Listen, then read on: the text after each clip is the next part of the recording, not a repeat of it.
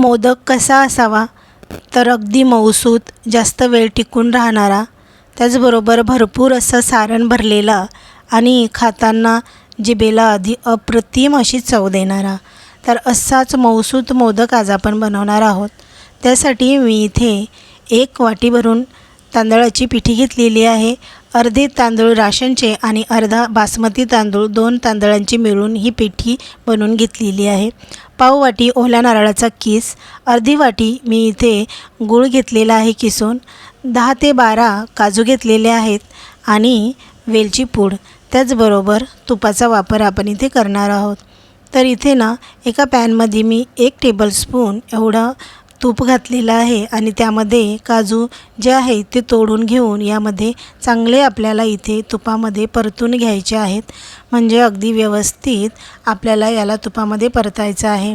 हे परतून झालं की यामध्ये किसून घेतलेला ओला नारळ घालायचा आणि तेही अगदी व्यवस्थित मिक्स करून घ्यायचं। आता हे सगळं मिक्स झालं की यामध्ये वेलची पूड किंवा अशीच वेलची दाणे घेऊन तुम्ही थोडेसे त्याला ठेचून टाकले तरीसुद्धा चालेल। तर इथे किसून घेतलेला गूळ घालायचा आहे आणि हे सुद्धा अगदी व्यवस्थित मिक्स करून घ्यायचं आहे। तर इथे मी हे सगळं व्यवस्थित मिक्स केलेलं आहे, तुम्ही बघू शकता। याला अगदी थोडा वेळ आपण अजून मिक्स केलं की यामध्ये थोडंसं मॉइश्चर इन्क्रीज होतं आणि हे मॉइश्चर इन्क्रीज झालं म्हणजे समजायचं की आपले जी सारण आहे ते परफेक्टली बनलेलं आहे। तर हे सारण आपलं रेडी झालेलं आहे। आता आपण गॅस बंद करून घेऊया आणि थोडंसंच याला गॅसवर ठेवून घेऊया। तर आता हे सारण व्यवस्थित झालेलं आहे, हे आपण खाली उतरून घेऊया आणि याला थंड करून घ्यायचं आहे। तर हे थंड होतंय तोपर्यंत आपण मोदकासाठी लागणारी उकड काढून घेणार आहोत। उकड काढण्यासाठी मी इथे 2 कप एवढं पाणी घातलेलं आहे, त्यामध्ये चवीपुरतं मीठ, त्याचबरोबर अर्धा चमचा भरून एवढं तूप घातलेलं आहे। याला चांगली उकळी आली की यामध्ये तांदळाची पिठी ॲड करायची। जेवढं आपण पाणी घेतलेलं आहे तेवढीच यामध्ये पिठी ॲड करायची। पिठी टाकत असताना गॅस हा अगदी मंद आचेवर ठेवावा, म्हणजे गुठळ्या होणार नाहीत। तर हे मिक्स करताना अगदी भराभर असं मिक्स करायचं। एखादा जाडसर चम्मच किंवा असा एक जाडसर असा स्पॅच्युला घेऊन त्याने व्यवस्थित असं मिक्स करून घ्यायचं। हे सगळं मिक्स झालं की 1 ते 2 मिनटापर्यंत झाकून याला वाफेवर होऊ द्यायचं। वाफेवर होत असताना गॅस हा बंद करावा। तर इथे 2 मिनटानंतर तुम्ही बघू शकता आपली जी उकड आहे ती अगदी व्यवस्थित झालेली आहे आणि ती मी इथे एका मोठ्या परातीमध्ये काढून घेतलेली आहे। परातीमध्ये काढल्यानंतर मिक्स करण्यासाठी तुम्ही इथे ग्लास किंवा मॅचरच्या मदतीने तुम्ही याला मॅश करू शकता। तर इथे ना माझा हा स्पॅच्युला अगदी जाडसर आहे, तर याने मी अगदी व्यवस्थित मिक्स करून घेतलं आणि मग थंड झालं की आपण याला हाताने असं मऊसूत करून घ्यायचं। हा जो गोळा आहे ना यामध्ये आपण तूप घातलेलं असतं, त्यामुळे अगदी व्यवस्थित हा मऊसूत होतो आणि हातालाही जास्त चिकटत नाही। जर तुम्हाला वाटलं की हाताला थोडा चिकटतोय तर यावर वरतून थोडंसं तेल किंवा तूप घाला, म्हणजे अजिबातच चिकटणार नाही। तर इथे आपलं जे उकड आहे ती अगदी परफेक्टली रेडी झालेली आहे।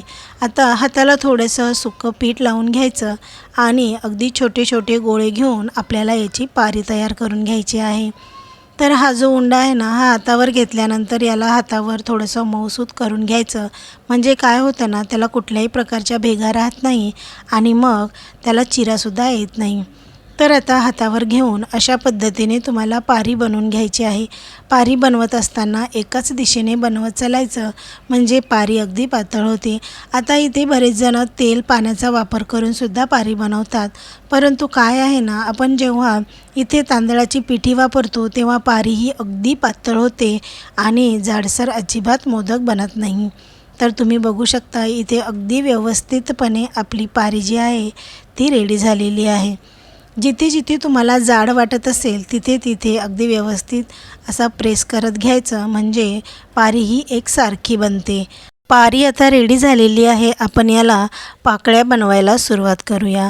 तर इथे ना आपण 11 पाकळ्यांचा मोदक बनवणार आहोत, कारण 21 पाकळ्यांचा मोदक हा खूप मोठा होतो, त्यामुळे 11 पाकळ्यांचा मोदक हा अगदी मीडियम साईज आणि परफेक्ट बनतो। तर इथे एक एक पाकळी आपल्याला बनवून घ्यायची आहे। तुम्ही बघू शकता अशा पद्धतीने आपल्याला पाकळी बनवायची आहे। तर इथे ना अंगठा आणि जो मधला बोट आहे त्या दोन्ही बोटांनी अगदी व्यवस्थित अशी पाकळी बनवून घ्यायची। तर अशाच पद्धतीने आता आपण ह्या सगळ्या पाकळ्या ज्या आहेत त्या बनवून घेणार आहोत। तर पाकळ्या बनवत असताना अगदी खालून ते वरपर्यंत पाकळी बनवायची, म्हणजे मोदक वळताना ना ती जी पाकळी असते ती तुटत नाही आणि दिसायलासुद्धा सुबक दिसतो। तर इथे अशाच पद्धतीने आपल्याला एक एक पाकळी जी आहे ती बनवून घ्यायची आहे।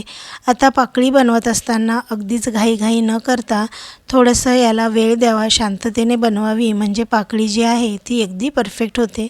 तुम्ही बघू शकता किती सुंदर अशा पाकळ्या रेडी झालेल्या आहेत। मी इथे मोजूनसुद्धा दाखवलेल्या आहेत, बरोबर 11 पाकळ्या इथे झालेल्या आहेत। तर इथे ना अगदी भरपूर, म्हणजे एक मोठा चमचा भरून एवढं मी सारण इथे भरलेलं आहे आणि मोदक अशा पद्धतीने आपल्याला बंद करून घ्यायचा आहे। हे पाकळ्या ज्या आहेत ह्या एका बाजूला झुकून मग आपल्याला वरचा भाग जो असतो तो असा जवळ आणत याचं जे तोंड आहे ना ते बंद करून घ्यायचं आहे। तुम्ही बघू शकता अगदी परफेक्ट आपला जो मोदक आहे ना तो रेडी झालेला आहे, तुम्ही बघू शकता। तर इथे एक मोदक मी रेडी करून घेतलेला आहे।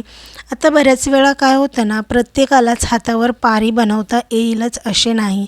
तर काय असतं ना, वाटी जी असते तर तिचा जो खालचा भाग तो सुद्धा पसरट असतो, त्यामुळे आपण पारी त्यामध्ये बनवू शकत नाही। मग अशा वेळेला काय करायचं की आपण सारण बनवण्यासाठी जो नारळ आणत असतो त्या नारळाला परफेक्ट असं 2 भागामध्ये डिव्हाइड करायचं, म्हणजे फोडत असताना त्याला व्यवस्थित असं फोडायचं, म्हणजे त्याचे 2 पार्ट तयार होतील। आणि मग एक जो भाग असतो ना त्याला अगदी व्यवस्थित असं कट करून घ्यायचं, तुम्ही बघत आहात अशा प्रकारे। तर इथे ना मग एक एक पारी आपण यामध्ये बनवू शकतो, यामध्ये सुद्धा परफेक्ट पारी बनवू शकते। तर तुम्हाला हवं असल्यास तुम्ही लाटूनसुद्धा घेऊ शकता, परंतु अशा पद्धतीने अगदी व्यवस्थित अशी पारी रेडी होते। तर तुम्ही बघू शकता ही जी नारळाची वाटी आहे त्यामध्येच मी पाकळी बनवून घेतलेली आहे। त्यानंतर आता आपण इथे याच्यासुद्धा पाकळ्या बनवून घ्यायच्या आहेत। तर यालाही मी 11 पाकळ्यांचाच मोदक बनवणार आहे। अगदी व्यवस्थितपणे पाकळ्या होतात, अजिबात मोदक खराब होत नाही। तर इथेही भरपूर असं सारण भरून आपल्याला हा मोदक रेडी करायचा आहे। तुम्ही बघू शकता अगदी व्यवस्थित आपला मोदक जो आहे तो बनलेला आहे, म्हणजे जसा मी हातावर पारी बनवून मोदक बनवला तर तसाच हा सुद्धा मोदक रेडी झालेला आहे आणि अगदी दोन्ही मोदक व्यवस्थित दिसत आहेत। तर अशा पद्धतीने मी हे सगळे मोदक बनवून घेतलेले आहेत आणि हे सगळे मोदक जे आहेत ते 11 पाकळ्यांचेच बनवून घेतलेले आहे। तर आता इथे ना याला आपण चांगलं स्टीम करून देणार आहोत। तर स्टीम करण्यासाठी मी इथे एका कढईमध्ये 2 ग्लास भरून पाणी घातलेलं आहे आणि त्यामध्ये एक स्टँड ठेवून त्यावर ही चाळणी ठेवलेली आहे। तर या चाळणीमध्ये मी केळीचं पान ठेवलेलं आहे। जर तुमच्याकडे केळीचं पान नसेल तर हे जी चाळणी असते तिला थोडंसं तेल लावून मग त्यावर मोदक ठेवून तुम्ही याला चांगलं वाफवून घेऊ शकता। तर इथे मी 15 मिनटापर्यंत चांगली याला वाफ दिलेली आहे आणि मोदक जे आहे ते रेडी झालेले आहेत। तुम्ही बघू शकता अगदी परफेक्ट आपले मोदक जे आहेत ते स्टीम झालेले आहेत, कारण आधीच आपण पीठ जे आहे त्याची उकळ काढून घेत असतो, त्यामुळे याला शिजायला जास्त वेळ लागत नाही। तर अशा पद्धतीने मोदक तुम्ही नक्की बनवून बघा आणि माझ्याकडून काही चुकी झाली असेल तर कमेंट बॉक्समध्ये नक्की सांगा, म्हणजे मी त्यामध्ये सुधारणा करेल। आणि व्हिडिओ आवडल्यास एक लाईक करा, त्याचबरोबर नवीन व्हिडिओजसाठी प्रमिलास किचन मराठीला सबस्क्राईब करा, म्हणजे असे छान व्हिडिओज तुम्हाला बघायला मिळतील।